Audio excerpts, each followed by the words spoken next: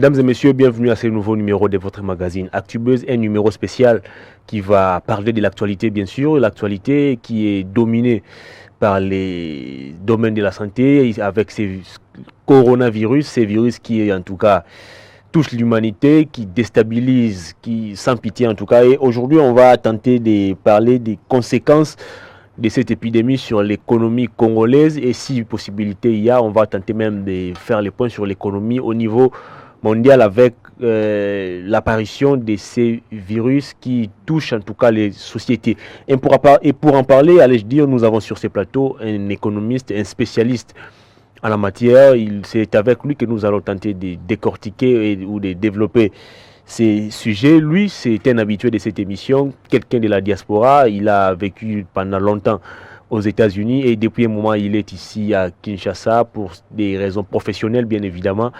Il s'agit de M. Patient Baraka Kataban, à qui je m'en vais dire bonjour et bienvenue. Bonjour M. Hervé, et merci de me recevoir sur ce plateau. Comment allez-vous? Je me porte très très bien. Un réel plaisir de vous avoir encore une fois de plus sur ce plateau. Mais vous savez, Congo Buzz, c'est la voie pour communiquer et donc nous ne pouvons pas nous en passer de vos services. Vous êtes en tout cas très disponible, ça je dois les rappeler.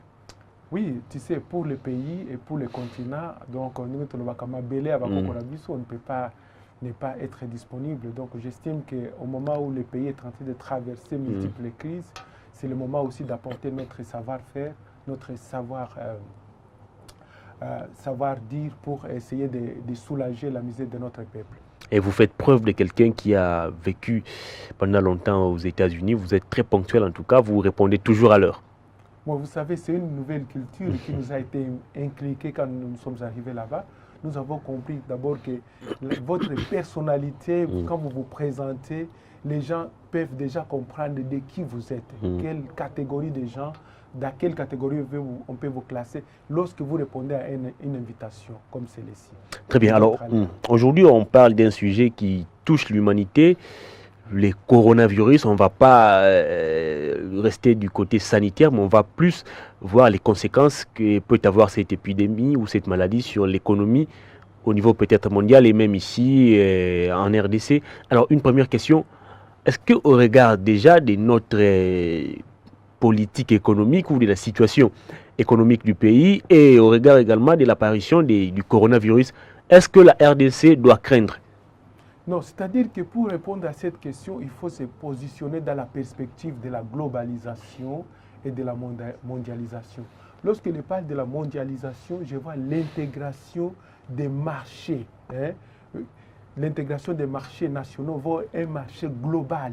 Et donc, nous sommes interconnectés actuellement et nous formons, comme on peut le dire, comme un seul village.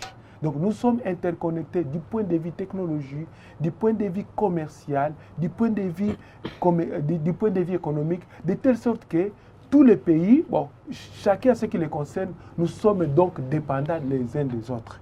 Et donc pour répondre à votre question, M. Hervé, le Congo doit être vraiment très très concerné par le coronavirus parce que c'est une maladie qui vient interrompre les cours normaux, les cours normaux de la circulation des marchandises, de la production des marchandises et même de la vente des marchandises. Donc, le cycle économique que nous parlons de la production, la distribution, le stockage, la transformation, donc ces cycles-là connaissent aujourd'hui un problème. Et donc, au niveau mondial, on parle déjà, on commence à prévoir une récession. Une récession, c'est quand les économies ne sont pas capables de vendre. Et donc, c'est déjà un problème. Mais maintenant, si on doit revenir au niveau du Congo, bien sûr que c'est un problème très sérieux. Parce que nous avons, non seulement, nous n'avons pas d'abord des infrastructures pour combattre le coronavirus, mais du point de vue économique, nous sommes aussi parmi les pays les moins avancés. Nous ne sommes pas classés parmi les pays les pays développés, nous ne sommes pas classés parmi les pays sous-développés, mais si vous suivez les statistiques de la Banque mondiale ou de l'Organisation mondiale du commerce, le Congo est placé parmi les pays les moins avancés, donc en dessous de la moyenne. C'est pour dire que nous manquons tout en termes d'infrastructures, en termes de capacité d'accueil, en termes de financement des projets ou bien même de financement des hôpitaux comme on a vu en Chine. Donc, c'est vraiment un problème et je suis content que vous m'ayez invité pour qu'on en parle. Très bien. Alors aujourd'hui, la Chine est considérée comme les centres commerciaux, comme ces grands pays qui développent son commerce. Aujourd'hui, la Chine fait partie des pays qui est les plus touchés par ces virus. Alors aujourd'hui, lesquels vous regardez l'architecture commerciale du monde au regard de la situation qui frappe la Chine aujourd'hui? Est-ce que l'économie mondiale peut aujourd'hui survivre avec tout ce qui arrive à la Chine? Non, c'est-à-dire chaque pays travaille sur base de prévisions, que ce soit les prévisions budgétaires, que ce soit les prévisions de la croissance. Maintenant, en termes de la croissance, on peut parler du produit intérieur brut ou bien produit national brut de la Chine. Donc, pour le moment, ils doivent revoir les prévisions à la baisse. C'est-à-dire quoi? C'est-à-dire que la Chine, en tant que grande puissance économique, une grande puissance économique, la deuxième économie du monde après les États-Unis. Donc, elle vit des externalités et la commercialisation de ses biens, commercialisation et échange de ses biens avec le reste du monde. Bon, la Chine importe beaucoup plus les métaux, elle importe l'énergie solaire, que ce soit le carburant ou bien le pétrole. C'est le plus grand consommateur du pétrole au monde. Maintenant, lorsque vous observez le marché, le marché boursier, les tendances des marchés boursiers, vous sentez qu'il y a déjà des crises qui s'annoncent à New York, à Paris, à Tokyo, avec la chute du coût du pétrole déjà. Parce que l'OPEC, l'organisation mondiale qui regroupe les pays producteurs du pétrole, s'est réunie pour essayer de rabaisser sa production, ses prévisions de production. Et la Russie a été catégorique. Elle a dit non, moi je ne baisse pas, j'ai besoin d'argent, je vais continuer à vendre. Par conséquent, comme nous marchons avec la loi de l'offre et de la demande, l'offre étant supérieure à la demande, le coût du pétrole s'est ébranlé jusqu'à $36 le baril. Au moment où je vous dis, c'est l'information que je viens de dire. $36 le baril. Mais maintenant, vous sentez que comme la Chine ne sera plus capable d'importer des millions et des millions de barils de pétrole pour ces usines qui sont fermées ou bien qui fonctionnent à mi-temps ou bien qui fonctionnent à temps partiel.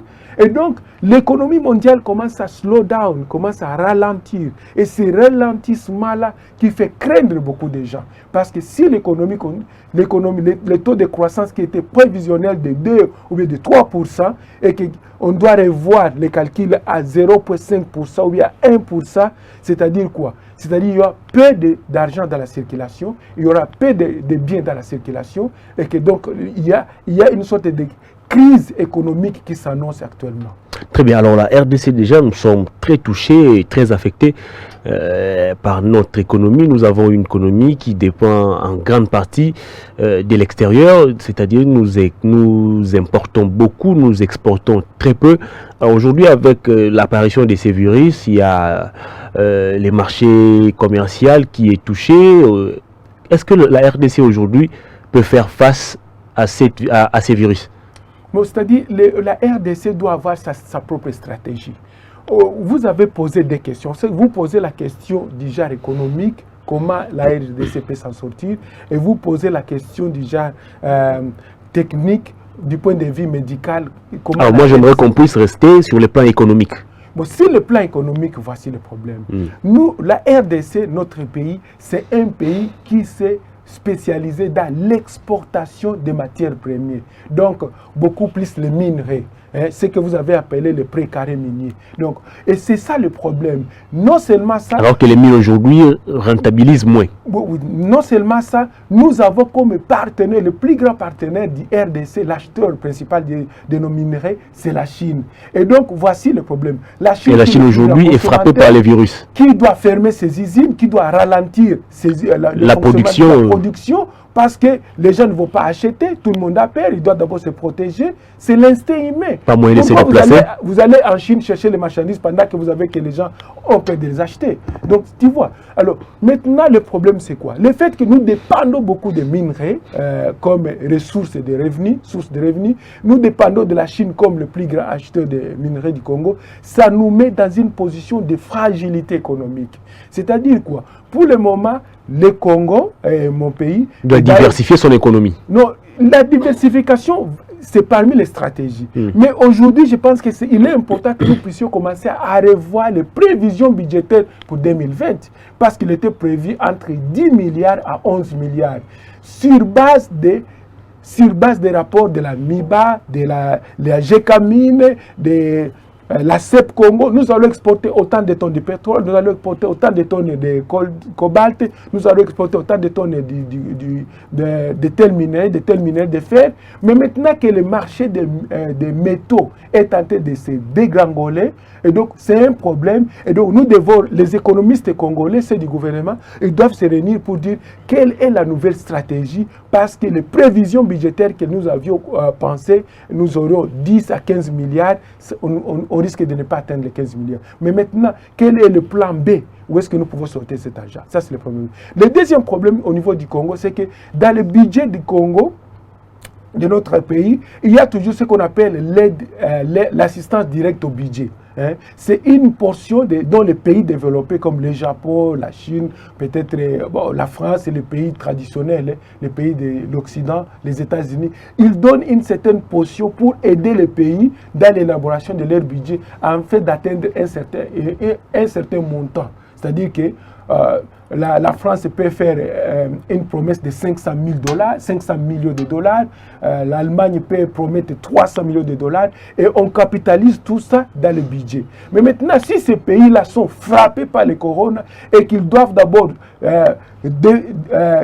eux-mêmes s'auto-protéger et réduire d'autres dépenses, ils risquent aussi de réduire la marge de l'argent qu'ils ont promis. Donc la promesse qu'ils ont fait à notre pays, ils peuvent dire non, on ne va plus donner au Congo 1 milliard. J'ai promis 1 milliard, mais compte tenu des histoires qui se passent ici, je ne peux que vous donner 500 millions de dollars. Et donc voici comment cela va affecter automatiquement notre économie. Et vous savez que le budget de l'État reflète le niveau de son action au niveau local et au niveau national, et en termes de prévision de construction des routes, des salaires des fonctionnaires. Et donc ça devient un problème sérieux, parce que nous devons chercher comment maintenant combler les vides. Ça, c'est la deuxième volet. La troisième volet, c'est quoi? Maintenant, parmi les stratégies, quelles sont les stratégies que doit adopter le gouvernement congolais face à l'effet? C'est la plus grande question. Mais si vous dites que c'est la plus grande question, moi je ne sens pas que les Congolais vraiment s'investissent dans ça. Parce que comme disent les Français, à quelque chose malheur est bon. C'est-à-dire, le corona est là. Mais c'est un wake-up call. Hein? C'est quelque chose qui devait nous réveiller pour dire non.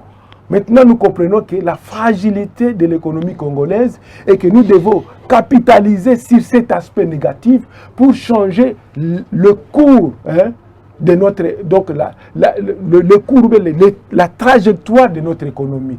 Notamment maintenant, penser à diversifier l'économie congolaise. Vous savez, depuis l'indépendance, le Congo dépend des matières premières, que ce soit les zinc, manganèse, cobalt, et maintenant les coltans qui nous tuent à l'est du Congo et le reste. Mais vous regardez les autres pays comme le Kenya, la Tanzanie, même la Chine qui est la plus grande importatrice de nos matières premières. Ils sont en train de diversifier leurs économies.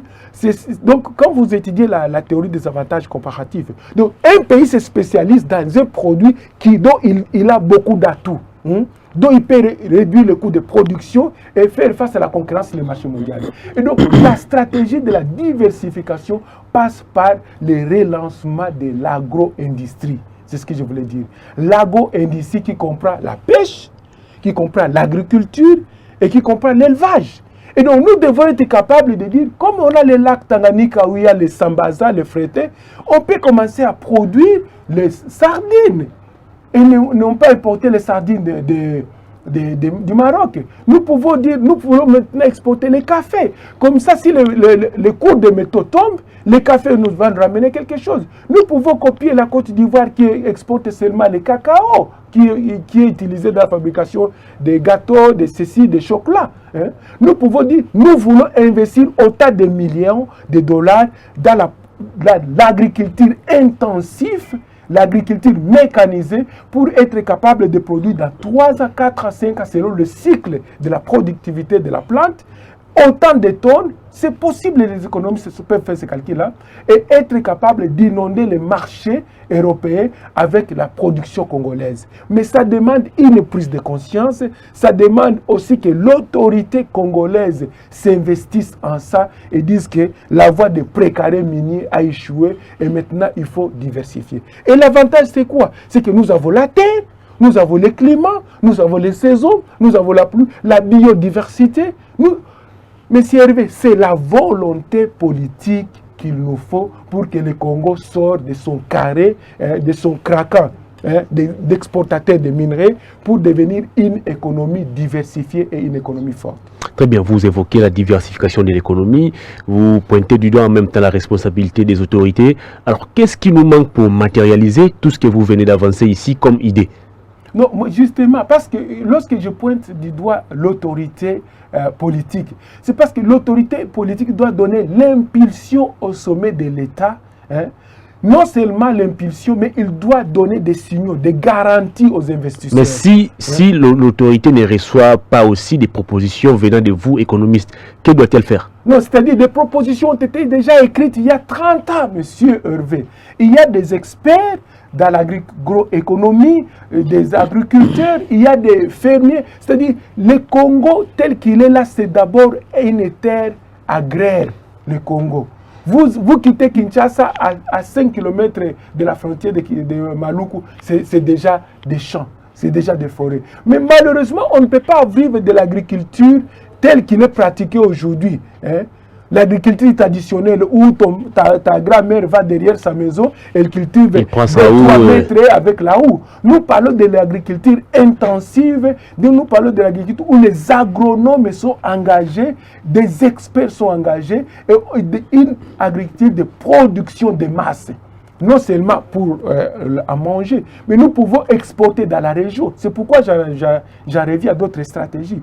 La meilleure stratégie lorsqu'on s'engage dans l'agriculture, c'est d'abord, il faut comprendre que nous pouvons combler les marchés locaux, les marchés locaux, donc la consommation intérieure et exporter les surplus. Et nous avons les pays voisins, nous sommes membres de COMESA, nous sommes membres de la CPGL, nous sommes membres de la ZALEC, donc toutes ces zones économiques des sous-régions, de la région des Grands Lacs et de la sous-région africaine. Et aujourd'hui, nous avons l'Union africaine qui est en train de créer la zone économique continentale africaine. C'est déjà matérialisé, je vous informe. C'est que nous tendons vers l'Union économique africaine pour réduire les barrières, pour réduire les coûts de transport, pour réduire les tracasseries à la frontière et l'harmonisation des textes pour permettre la circulation des biens. Donc le Congo peut compter produire du jus ici, exporter son jus au Cameroun, produire des sardines ici, exporter ces sardines.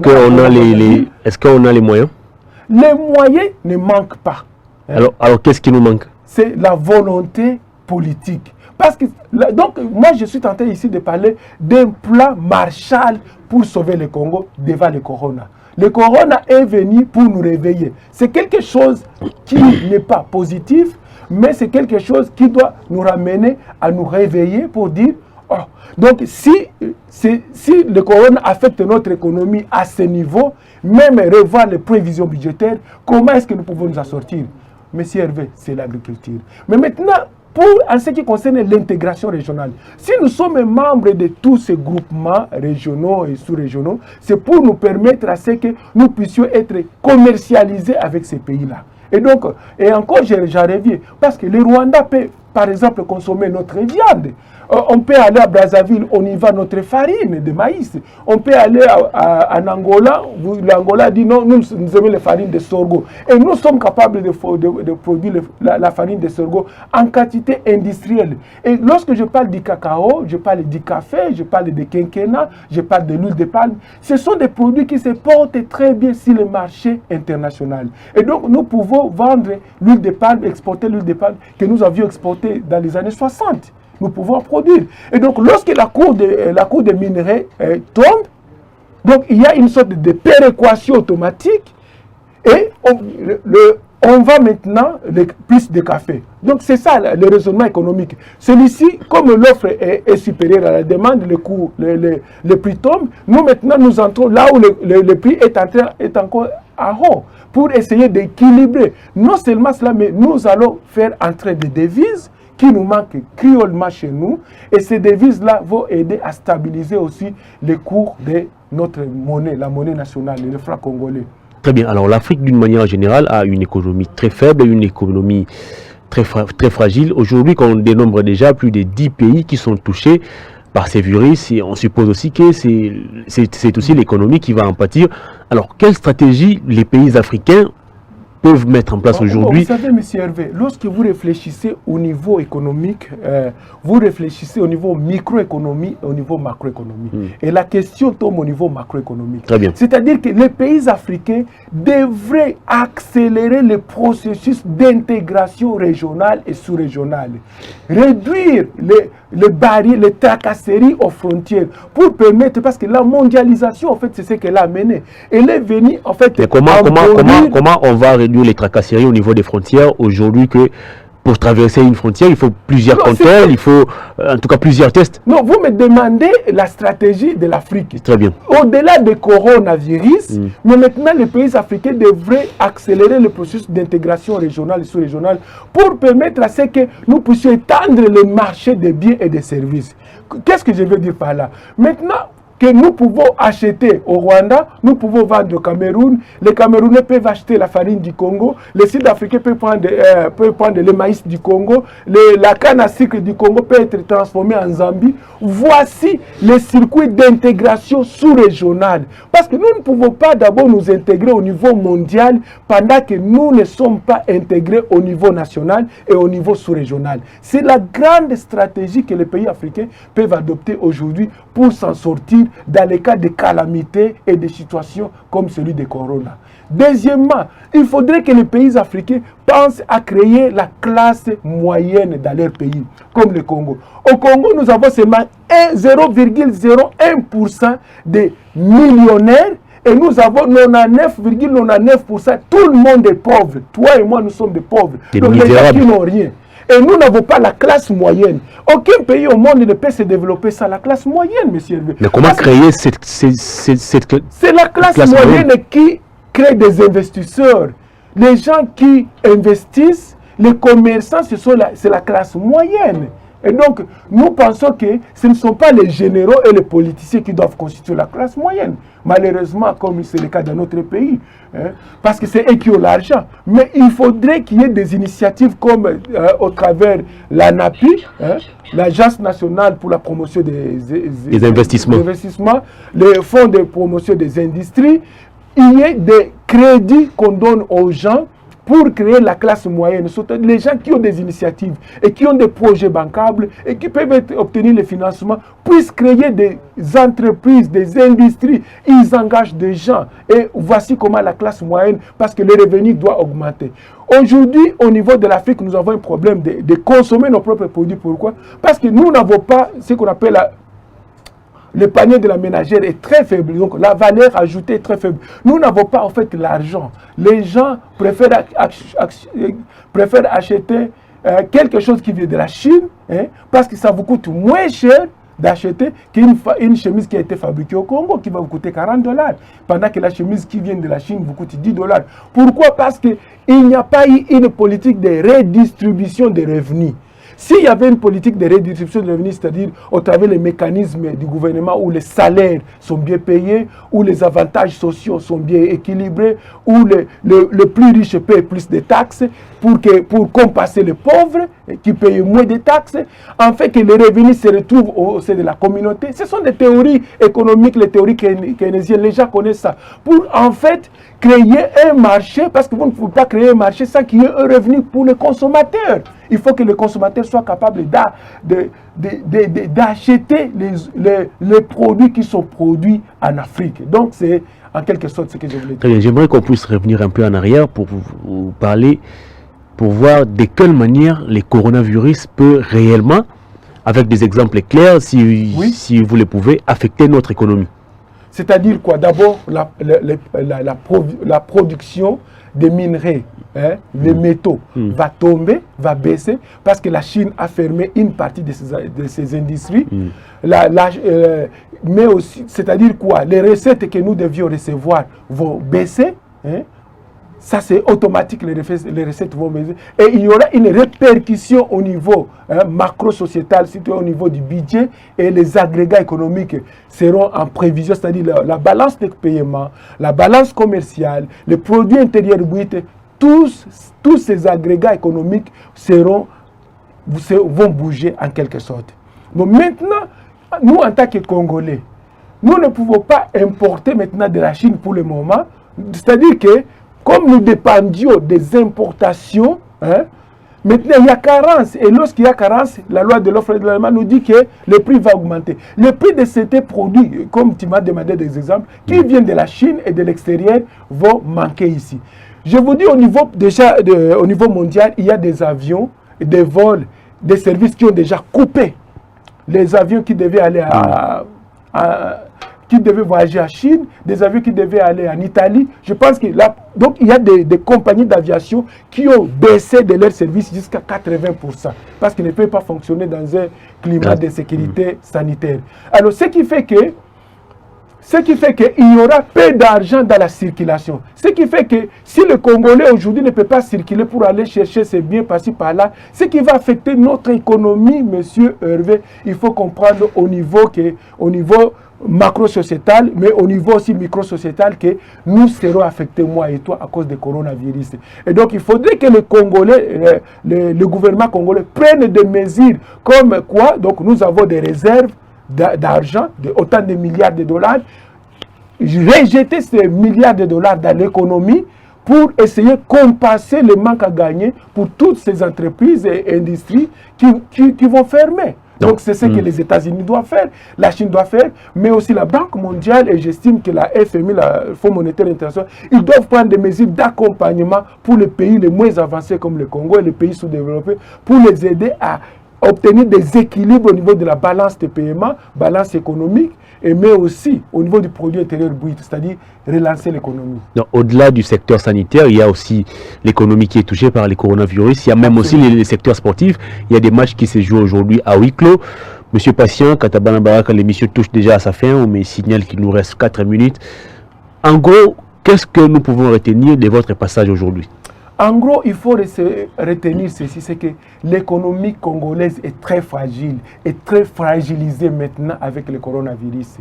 Et donc, pour nous, en tant qu'économistes, it's a wake-up call for us to come together and think another strategy. Donc, nous devons développer une nouvelle stratégie pour que le Congo puisse survivre past le coronavirus.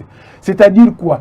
Il faudrait que les actions du chef de l'État qui parlent de la diversification de l'économie congolaise, mais étant donné que l'économie congolaise n'a pas assez de moyens, comme tu l'as dit, il faut des partenariats privé-privé, des partenariats public-privé. C'est-à-dire nous pouvons amener des partenaires, des Américains, des Européens, qui peuvent venir investir dans le secteur ici de l'agro-industrie pour permettre au Congo de diversifier ses économies, mais ça doit être inscrit comme une stratégie nationale. Ça ne doit pas se faire de manière dispersée. Ça doit être une stratégie nationale pour dire, à partir d'aujourd'hui, on n'exporte plus le bois congolais. À partir d'aujourd'hui, toutes les compagnies qui coupaient le bois doivent se convertir en compagnies de production agricole. Ils sont déjà dans l'agriculture.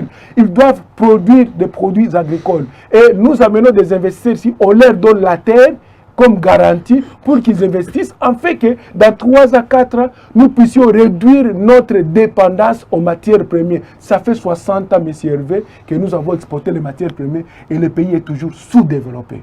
Sous-développé. Très bien, l'émission est terminée. Vous allez regarder la caméra. Un dernier message au public et si possible, vos coordonnées à tous ceux qui voudront bien poursuivre les débats avec vous. Je m'appelle Patient Katabala Baraka, je suis congolais, et donc je vous remercie de suivre cette émission et de la partager au milieu de vous. Voici qu'on m'a donné seulement quelques minutes, je ne pouvais pas en avoir plus, mais en fait... C'est la télé malheureusement. Le coronavirus, c'est un mal, on sait.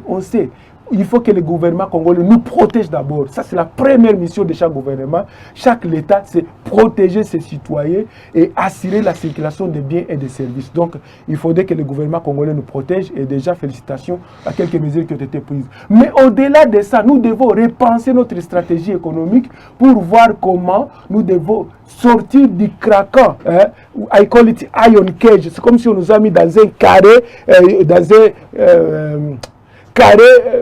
métallique, on nous a enfermés dans une cage métallique où nous n'arrivons pas à sortir. Le Congo a une biodiversité qui dépasse beaucoup de pays au monde. Le Congo a des... Donc nous devons sortir des minéraux à la terre maintenant. Retournons à la terre, cultivons la terre et prêchons maintenant l'agro-industrie, y compris la pêche, l'agriculture et l'élevage pour élever les standards de notre pays. Non seulement on va combattre la pauvreté, la misère, le chômage, mais aussi la malnutrition, mais aussi nous allons exporter et être capables de rapatrier les devises dans notre pays qui vont nous aider à accroître notre budget, mais aussi asseoir la visibilité de l'action de notre gouvernement. C'est mon message pour vous. Que Dieu protège la RD Congo contre le coronavirus et je souhaite à toutes les femmes du monde bonne fête de toutes les mamans. Nous sommes au mois de mars. Patient Baraka, merci de votre passage. Merci beaucoup, je vous remercie et je remercie Congo Buzz pour cette opportunité. Merci beaucoup. L'émission est terminée, merci à l'invité, merci à toute l'équipe technique. Au revoir d'ici là, portez-vous bien.